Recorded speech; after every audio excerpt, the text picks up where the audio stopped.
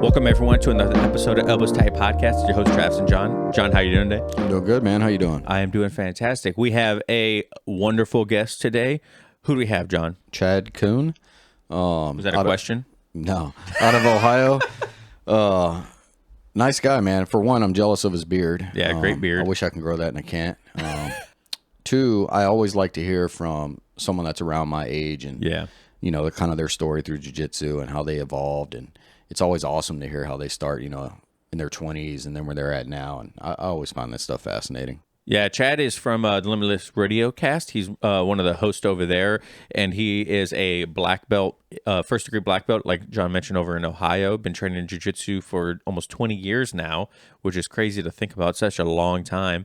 And yeah, this conversation is great. We kind of go over being an older practitioner, competition, how to approach class as a white belt. What else did we cover, John? You know, I really like to talk about approaching it as a white belt. I don't think we've really talked about that in a while, and I think a lot of people will get some value out of that. That was probably my favorite part of that recording.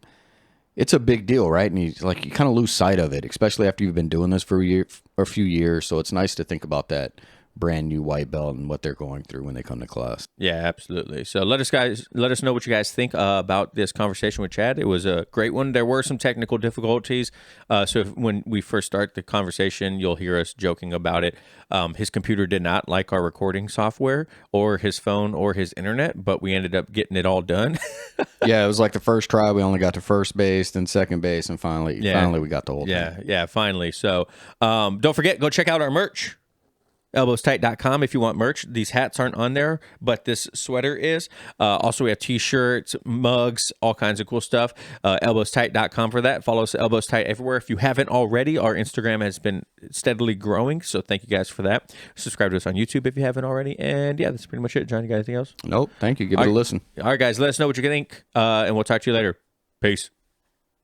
Welcome, everyone. This episode of Elbows Tight Podcast is brought to you by Amino Co. Travis, go ahead and tell us about Amino Co. So I have been using Perform by Amino Co. It is a 100% science-backed formula, patented, and it is a great pre-workout and intra-workout. Some of the science behind it is it supports athletic performance by triggering muscle protein synthesis and reducing muscle breakdown during exercise. It improves the mental focus and decreases the feelings of fatigue by providing the optimal balance of neurotransmitter precursors. And then finally, it increases nitric oxide production and promotes energy for sustained peak performance. I've been using this about 30 minutes before my jiu-jitsu classes, and I must say it has been helping me immensely.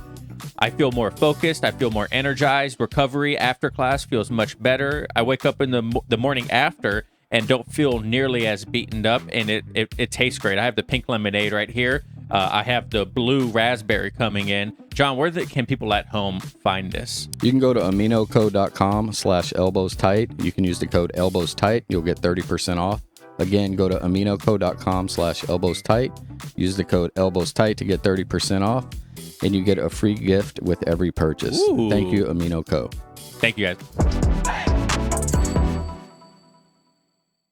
Chad, third time's a charm, man. All right, we got it this time. I believe in us. Oh man, figures have another podcast guy on. I panicked there for a second. He was freezing. I didn't know if you heard you. Yeah, I said, figures you have another podcast guy on, and we can't do anything, right? Yeah, I know. It's unfortunate. I mean, it happens sometimes. You know, we all run into technical difficulties, but we work past it and we have the conversations, right, Absolutely. John? That's right. Crucial conversation. Like your video just went out on us, but it's perfectly okay. I think the perks of technology. So I'm telling you. But hey, Chad, for the people, for the people that don't know you at home, why don't you go ahead and give us a little history of who you are and how you got into jiu-jitsu and everything? So I'm a black belt, first degree black belt under James Klingerman out of Indiana. Been doing jiu-jitsu. This has been my 19th year this fall. And you know, like most guys my age, I'll be 48 this year. I started back in the 80s doing karate and, you know, did that for a long time. And then when the UFC started surfacing, you know, I wanted to figure out what jiu-jitsu was. So, finally found jiu-jitsu in 2004. So it took a little longer in in Ohio, there wasn't a lot of options, but finally found it and still going. What was your driving factor to finally jumping into jiu-jitsu? Well, and it sounds very cliche again for my age and starting when I did, is you saw Hoist Gracie, you know, choking people out wearing these pajamas, and you're like, what the heck is going on? Like, I don't want to say the guys I looked up to, but the guys that did what I did, a striking art like karate, were getting their butts kicked. And it just Yeah. it didn't make sense because obviously, we were never, taught anything on the ground. It was like, oh, the fight won't get there. You don't have to worry about it. Well, we know that's not true. you know? Yeah, I think someone did a like a research on all the fights on YouTube, and I think what they found was like 95% of fights on YouTube ended up on the ground. So for people to be like, "Well, I don't have to worry about going to the ground because I'll just knock them out," it's like, well, if someone closed this distance on you, good luck. Yeah. That was my strategy for sure. Just gonna knock them out. Yeah, or I'm just gonna hold my breath if they lock in the I want to choke. know if 98% of fights in school end in a headlock.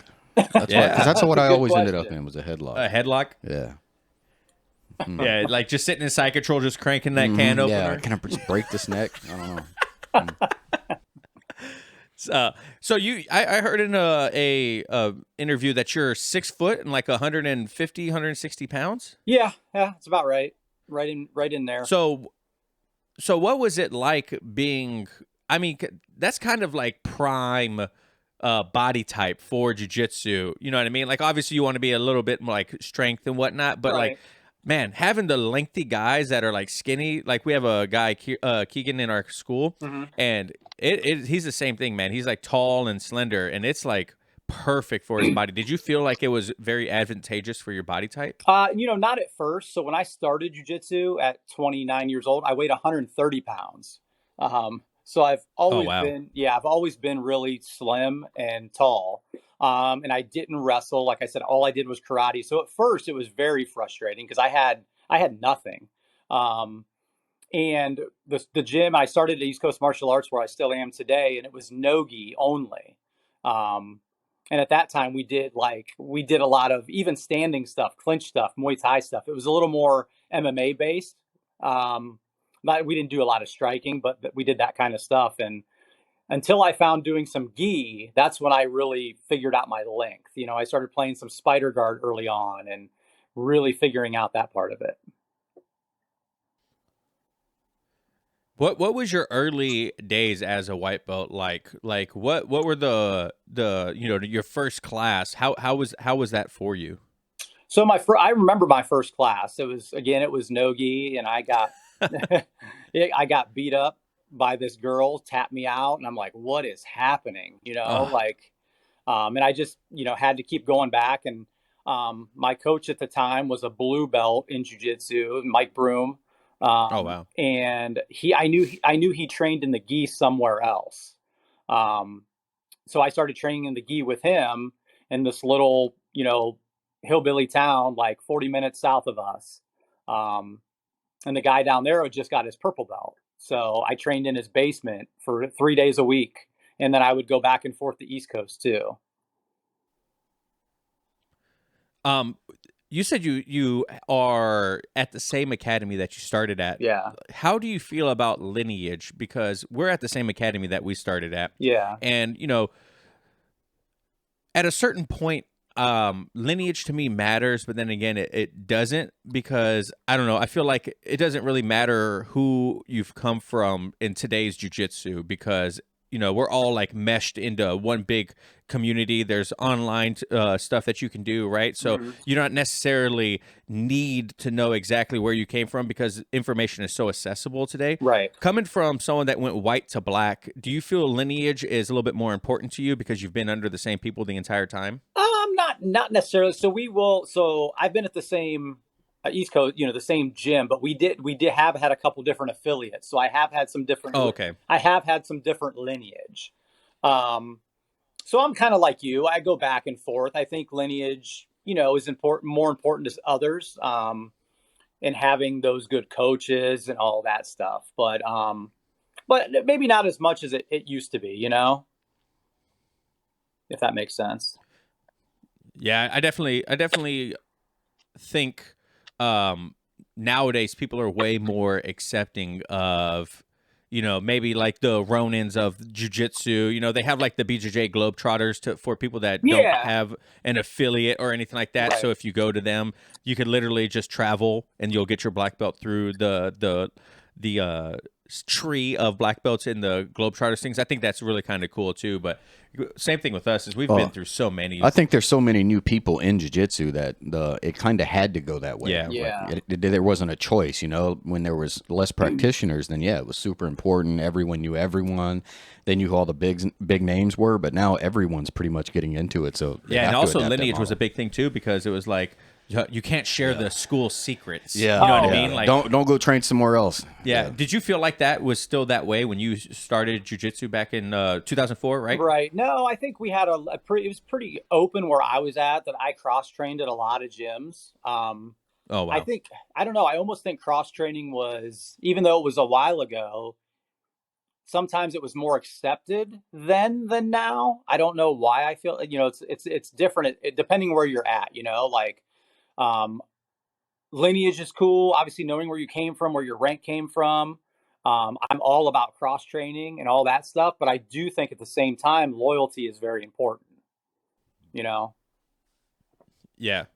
I agree. I think there's a difference between like lineage and loyalty. For Like sure. I have loyalty to my academy. Yes. You know what I mean? Like because the owner is like one of our best friends, right? And just the way we were brought up in jiu-jitsu, you know, we've had a couple different instructors affiliates that we've been under, but the like core the core loyalty kind of is with my friends that are there, Cody, the owner, and whatnot. I feel like that is a little bit more important than who Yes, teaches us. You for know what I sure, mean? Because instructors can come and go, especially if it's not their school. Yeah. Yeah, I think loyalty plays probably a big deal for me and you. I mean, I've thought about going train somewhere else. And honestly, it's probably, you know, loyalty came down to my deciding factor. Like, why do I stay where I stay? And that was the decision. I've tried a bunch of different gyms when I travel, so I kind of know how I can learn better. And that might not necessarily be where I go now, but the loyalty aspect of it and the friends I have there, that's kind of what keeps me there. Yeah. How long was East Coast open when you first joined? So East Coast started as a traditional karate school in 1986. So we've been open since 1986. It was like a Shotokan karate school. And, you know, the guy that started it, Steve Heineman, is a very good, you know, a mentor of mine, a great friend of mine. He actually passed away in 2015, stage 4 cancer. So about 8 months, looking back about 8 months before he passed, I took over running the school day to day for him, like managing and that kind of stuff. So, yeah, we've had a pretty big lineage there too, as well as far as just tradition and how long we've been around. I mean, you know, in today's world, especially with pandemic and everything that's going on, to be open since that long is pretty impressive, I feel. Yeah. Was there how long did the jiu-jitsu side start before you showed up? Because kind of what I'm alluding to is 2004 is a long time ago in jiu-jitsu. Like you mentioned, there's not a whole lot of jiu-jitsu academies. So was it open for jiu-jitsu for a long time before? No, and you know, I would use the word jiu-jitsu even loosely back then. You know, it was just struggle cuddles is like, yeah, man. It was, you know, my first class, I got heel hooked. oh wow. And nobody said, you know, I feel, you know, that's one feel like jiu-jitsu has progressed so much in the last 20 years, but I think what's progressed more is how we take care of our people. You know, like I have the talks when a new person comes in, like if something hurts, tap. If you can't move your feet or hands, say tap, you know, scream. I don't know. You know, I wasn't given any of those guidelines of, hey, you know, and obviously we're not heel hooking people, especially in the gi, you know. But yeah, I remember getting heel hooked pretty vividly. We just had this conversation before coming in here because I put a reel out there in one of our most recent episodes. It was, you know, safety starts and ends with, you know, you as a person. Yeah. And I got a little bit of feedback from, you know, higher level black belts and other people. You know, they're saying like, well, brand new practitioners, it's not necessarily their responsibility to make sure that they're safe because you don't know what you don't know. Yeah. So how do you feel about that situation as a white belt? You Yeah. know, if I feel like you should also feel like John's point. If you're feeling like there's just too much going on, then you are 100% able to say, "Hey, hold on a second. I have like this is getting way out of hand." Right. But I don't know. There's a lot of ego when it comes to new practitioners who they don't want to feel like they're weak or want to tap. Well, like Chad said, I remember like when Cody started the school, like they said it the first day. If you feel like you're in danger, you feel like you're gonna get hurt, any reason whatsoever, just tap and it stops. So like for me, man, like from the beginning, that was like I never worried really because I was like, I'm just gonna tap. Like if I ever felt anything, I was just gonna like that would hurt me. I would tap. Yeah. So I have the same view but a different take. I listened to that episode when you guys were talking about who's it on? Is it on the person or you to protect yourself? So I started teaching at East Coast as like a 2-stripe white belt because my blue belt friend that I mentioned couldn't teach anymore. And we had just started a gi program. We finally got gi and he's like, hey, I got some things to take care of. I talked to Mr. Hyman that I mentioned and you can run the program, and it was like no gi once a week and gi once a week. And, I didn't know much, so I taught what I knew. But I remember Mr. Hyman telling me, hey, if anybody gets hurt, it's your fault. Like you need to have control of the room in a way. Now, fast forward 19 years later, I don't know if I can't say it's 100% the instructor's fault because we all have a voice, right? If you can't do something, if you can't tap or you feel uncomfortable, you can stop or say stop. But I will say like, I feel I have control when I'm in the building teaching. You know what I mean? Even if I'm rolling, I know what's going on. I can feel if something is getting too heated and I will stop it. So that's kind of a different take on it. Again, I don't want to say you can't, people are gonna be like, oh, it's not, you have other things to do, but really it's our job as the instructor to keep people safe. You want those people coming back and not feeling a certain way. And I really took that to heart when he told me like, hey, if it's on your watch, it's your fault, So, and I think it's also the instructor setting the tone, the atmosphere of the whole facility as well. Like we can roll hard at our gym and go and we'll, tap each other back and forth, but very rarely, knock on wood, does somebody get hurt. And you guys could come in, a new person could come in, and I feel pretty comfortable of you rolling with any of my people and not worrying. Now, at the same time, as I say, we're not baking cakes. It's jiu-jitsu. Something can still happen. But I feel pretty confident in the atmosphere that we've created and cultivate that nothing too bad is going to happen. So do you allow white belts to roll with white belts or do you kind of... For the most part, there are times where I will, say, hey, don't roll with that white belt yet. Maybe it's a wrestler that is just going to go hard, and we all know that a whole different breed. Yeah, just don't believe that white belt. Right. How do you have so much cauliflower already? Right. But if it's somebody that's small in stature or just doesn't have that confidence yet, I don't want that taken even more away from them. So I might steer them a different way, like, hey, go roll with this purple belt. He'll take care of you. Yeah, I listened to something Joe Rogan said on one of his podcasts, and it kind of changed the way I train a little bit.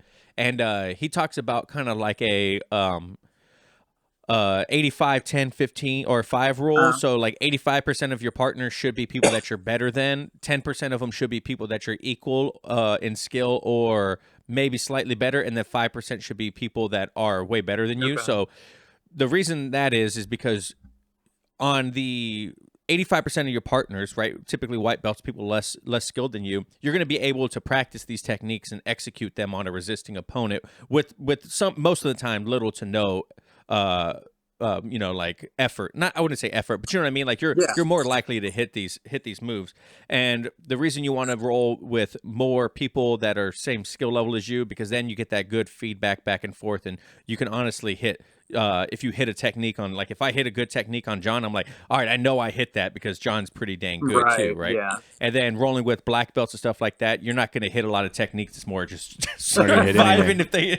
if they let you. When you when you look at training partners, especially being a little bit older, how do you approach who you roll with and how you roll with them? So a little differently than I used to, again, getting older. I'm just coming off my first ever jiu-jitsu injury in 18 years. I popped my MCL, sprained my MCL right after Christmas. So I was out for 3 months. It's the longest break I've ever had in my jiu-jitsu career. So it was a little rough. But now coming back, again, it's not 100%. I feel pretty good. I'm rolling every day, teaching almost every day. But I'm picking my partners a little smarter now. I'm going with some higher ranks, smaller white belts, blue belts, that kind of thing. I'm not going with the, brand new 200-pound white belt yet. So. Has that always been the way you approached training with partners? Have you been? Well, you kind of alluded to it. You're a little bit more selective now, but before the injury, how was it? Oh, I just roll with. You were looking for. Yeah, I roll with all my students. So and I've said this too on our podcast and other podcasts, is like, obviously we all want our jiu-jitsu to be good and work on everybody. If you're a black belt, you want to hold that level up.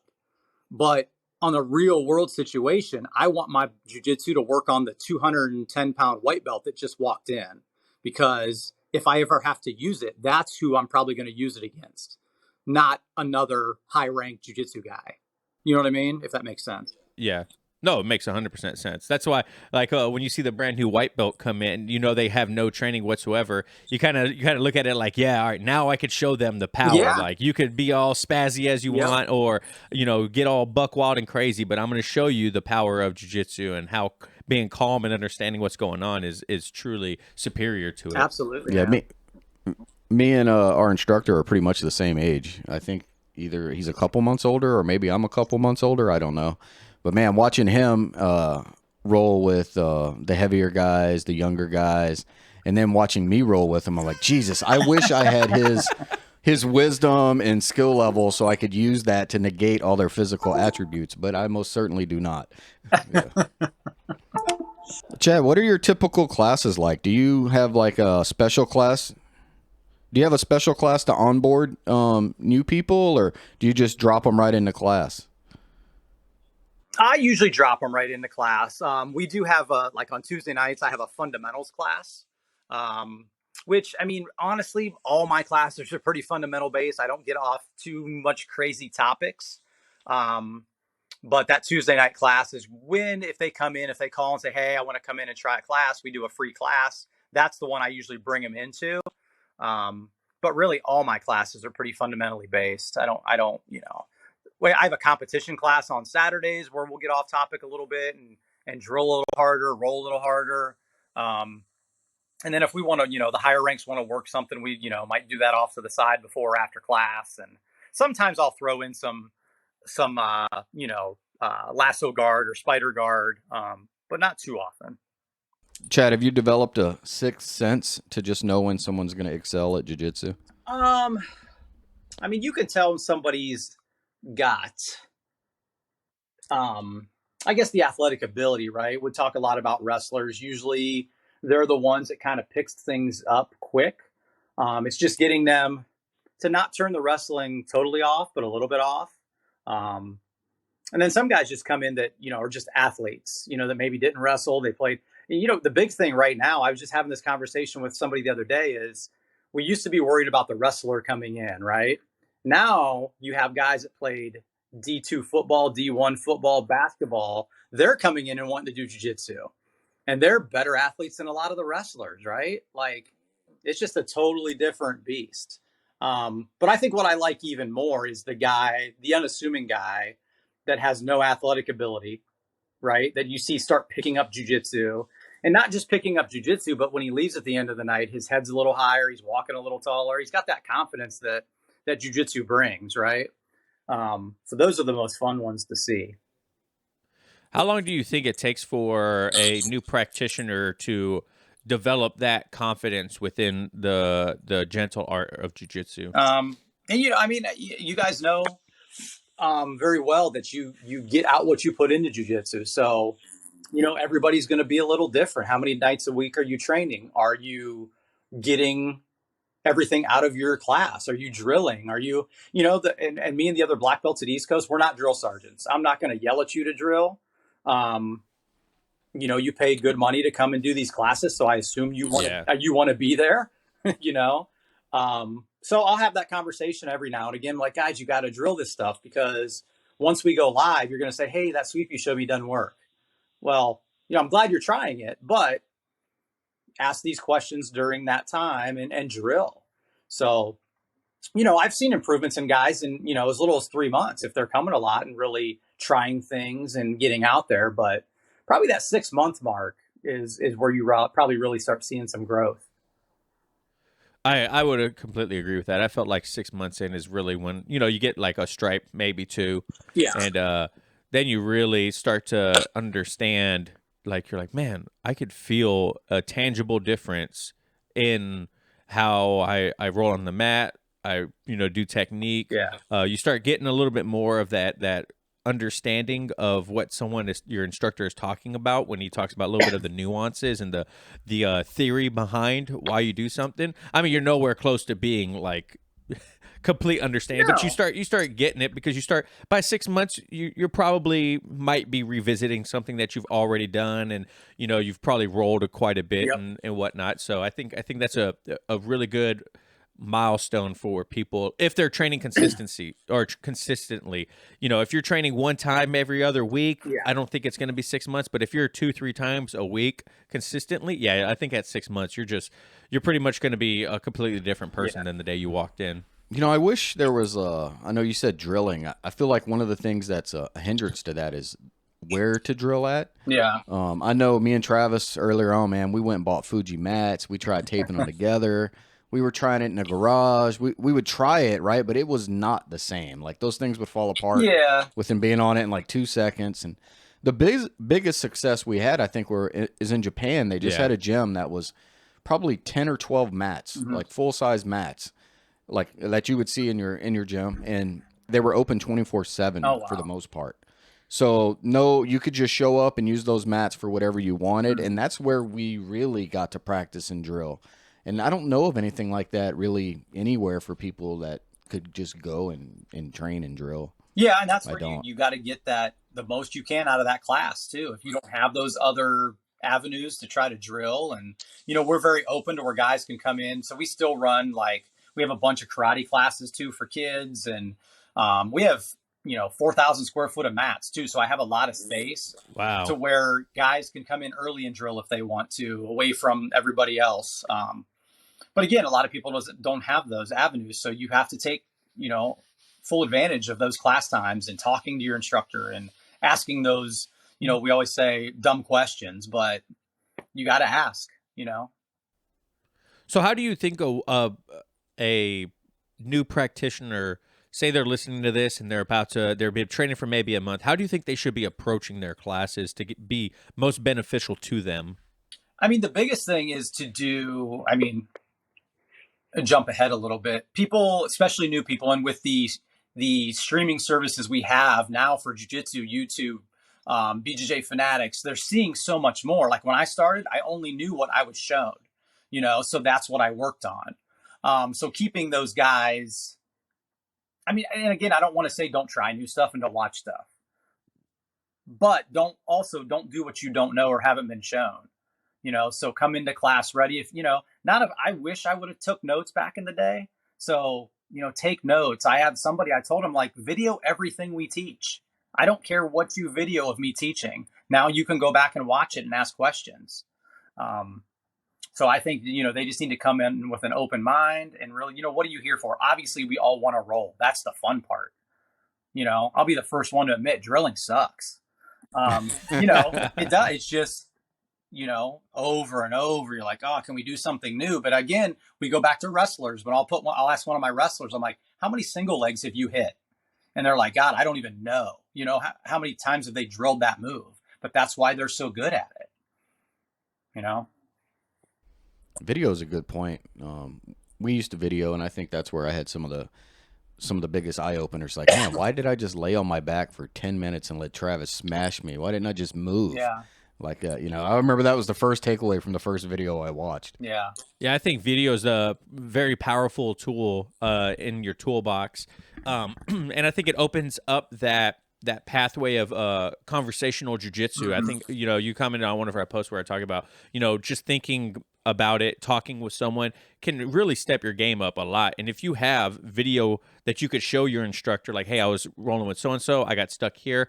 What the hell do I do? Yeah. I think that's a very powerful tool. Do you you said you encourage your students to do that? Yeah. Does anyone ever take you up on it? Yeah, we have there's somebody in the class that videos everything, and they put it like on a Google Drive and send the links out to different people that want it, and they can watch anything they want and ask questions, and so it's a good idea.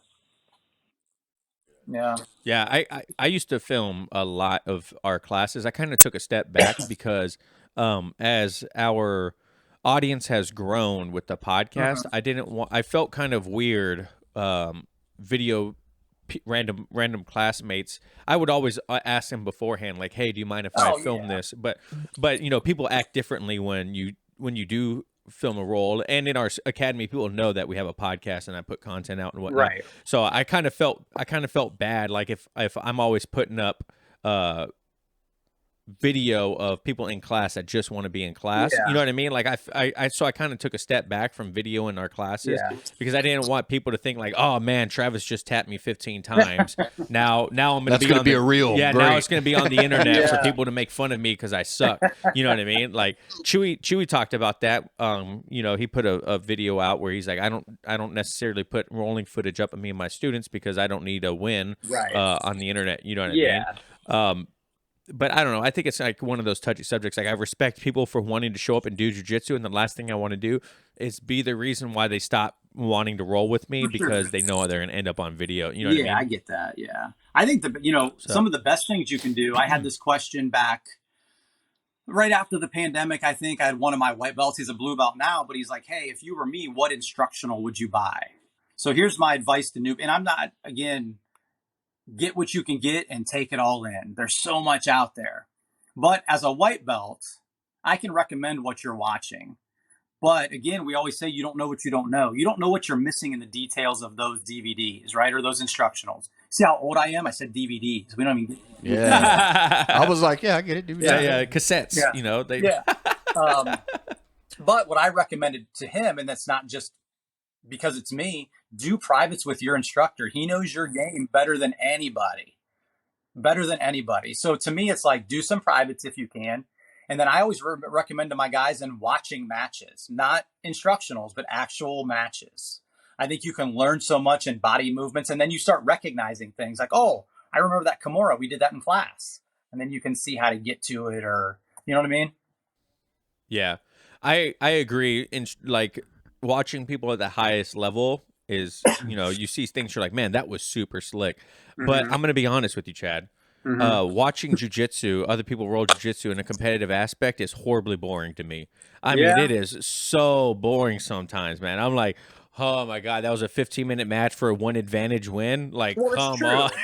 and that's, but there's a lot of knowledge there, but there is. And that's, we can talk about that. I mein, if you're watching IBJJF stuff, you're going to get that probably, like, unfortunately.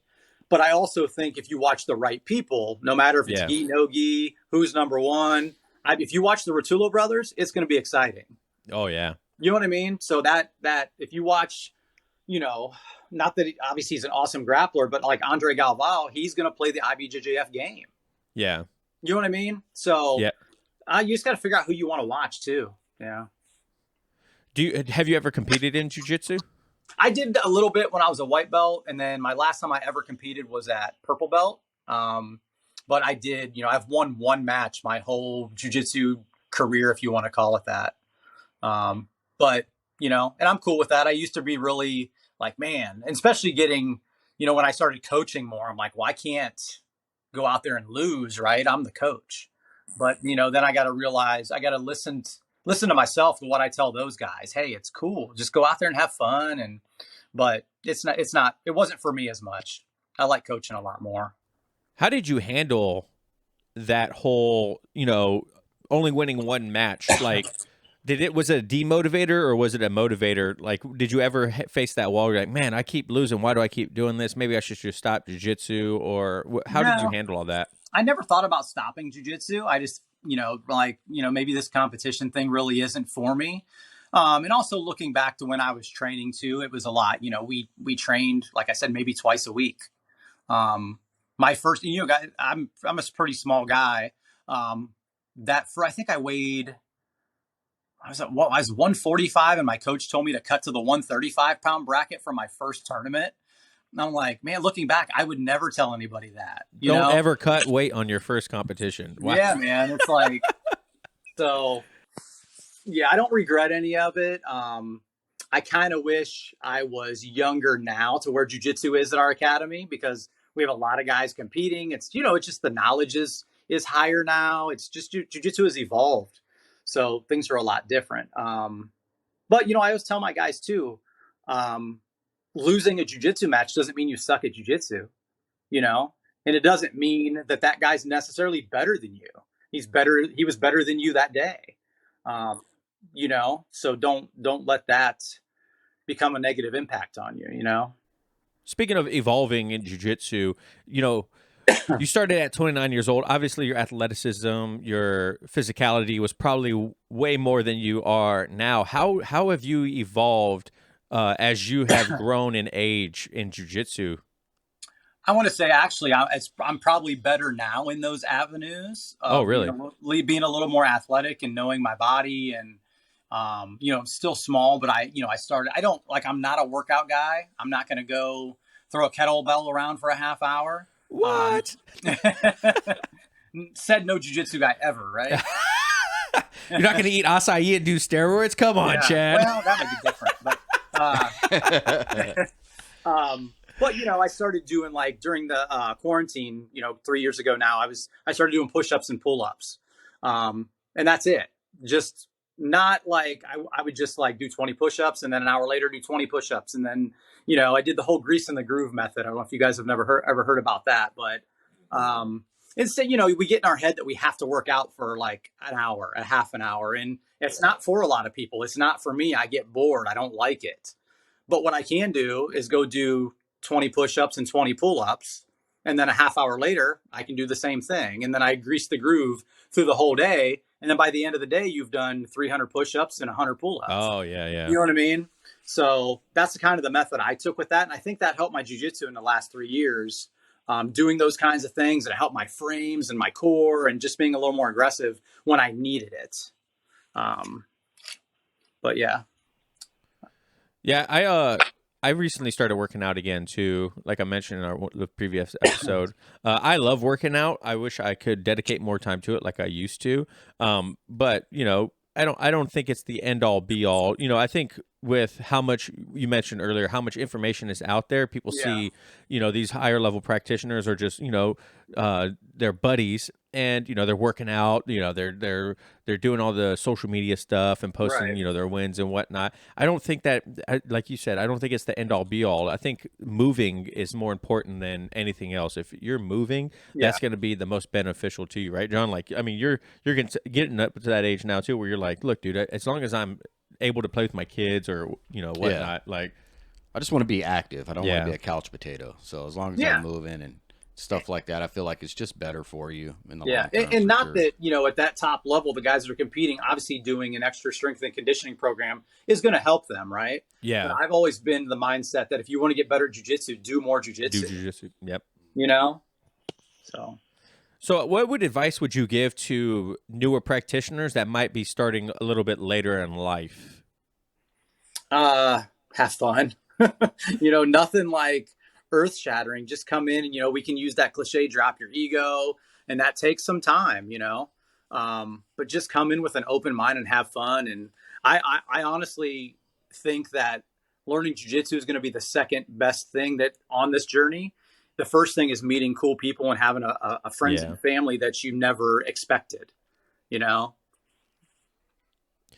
the camaraderie you get from martial arts is I don't know. To me, it's like it's hard to match, you know, Yeah. when you go through those adversities with people. And where else can you strangle your best friend and then have a beer afterwards? Yeah. You know what I mean? There's like no hard feelings or anything That's like how it was that. in school, right? You get in a fight, and then you're best friends with the guy you get in the fight Yeah, with. yeah, right. Like except for now, you get to do it regularly and in a controlled environment. Yeah. Yeah.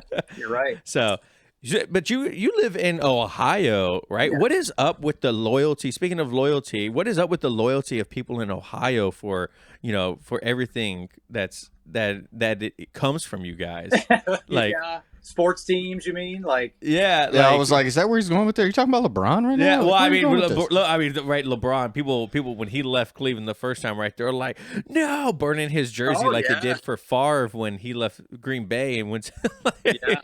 Like, do you feel that that kind of goes into your guys' jiu-jitsu also? Like, if you see someone from Cleveland or Ohio, you're like instantly like, yeah, that's my boy. I don't even care who he is. Like, I just know he's from Ohio. Like, I would probably. I mean, I think we did that with Stipe when Stipe won the UFC title. oh right? yeah. You know, he's a Cleveland guy, and you know, people will say he kickstarted everything for Ohio because the Cavs won the next year, and then the Indians made the World Series, and you know, so yeah, Ohio is very, very loyal to their sports teams and people, just like in general. Yeah.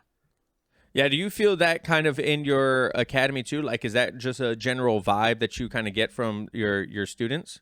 I would say so. I've never thought about it that way, but you're right, man. Totally. That's a good point. Yeah, I think we live in a small town too, where people have a little bit more loyalty also to the people around them. Yeah. I mean, I can't speak for like I didn't really train down in San Diego, but I feel like in a larger area with more people, there's probably less of that. Like I don't think Probably. California in certain areas is going to be like ride or die for their academy or anything like that. But I Yeah. don't know. I mean, it could be. Did you feel it was like that when you trained down there, John? Yeah, I mean, at the places I went, they seem pretty close knit. Really? Yeah.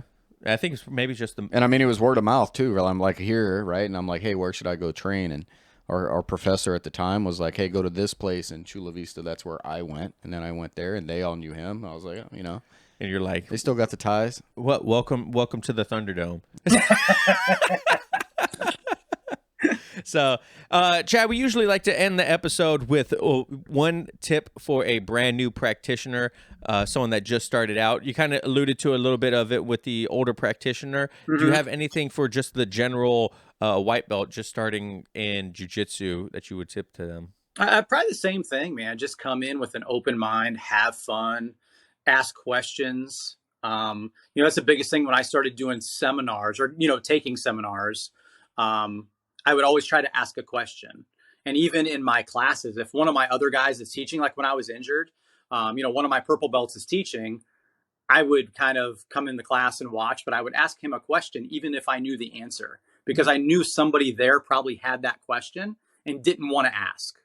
Or, you know, obviously maybe they didn't even think of that question, but I think we don't talk about that enough, man. Have questions.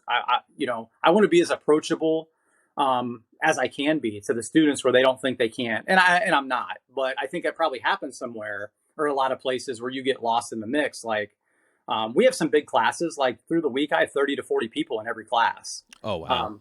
But you see these guys, like I saw Tynan Dalpry posted his 6 a.m. class at AOJ had 90 people in it. Holy crap. I'm like, what the heck? So, you know, in those instances, how do you touch everybody, you know? Like, how do you get to those people? So Diminishing returns, man. yeah. So I think a lot of times it's got to be on you to seek some things out too, you know? Yeah, absolutely. Completely agree. I wish I asked more questions when I first started, but everyone I probably asked too many because they all look at me at the end of every time they teach something. They're like, anybody have questions? Well, and you know what? It's true. They were like, anyone have any questions? John? Yeah. For sure. And that, you know, that helps the instructor. You know, Terry that does the podcast with me, he's my question guy, and he'll make fun of himself, but he's asked me questions like, hey, why do you put your right hand there? And I'm like, I don't know. Let's reverse this and let me see, why do I do that? You know, some things I try to be so detailed, but you always like, well, why do I do that? So questions help the instructor as much as it helps the student. Yeah, absolutely. You know? So, John, you got anything else? I don't, man. Hey, Thank Chad, you. this was a great conversation. Sorry for all the technical No, I difficulties, apologize man. too, man. No, it was still a great conversation. I can't wait for people to listen to this. Where can people find you if they want to listen to your podcast, look at your academy, and stalk you on the internet? So Team East Coast _BJJ on Instagram is our academy page. You can find Limitless Radiocasts on all major platforms and social media and stuff. And we also Great have show too. Yeah, we also have Limitless Tape as our finger tape. So check that out too. Heck yeah, man. Thank you so much once again, Chad, for coming on the show. I'm glad we got to finally do this. We're all so busy all the freaking time with our day-to-day lives and our podcast too. Yeah. But it's good we got to sit down and have this conversation. So For sure. Remember, guys, follow us everywhere. Follow Chad everywhere. Go listen to Limitless Radiocast. And yeah, that's all I got. Remember, no old checks here.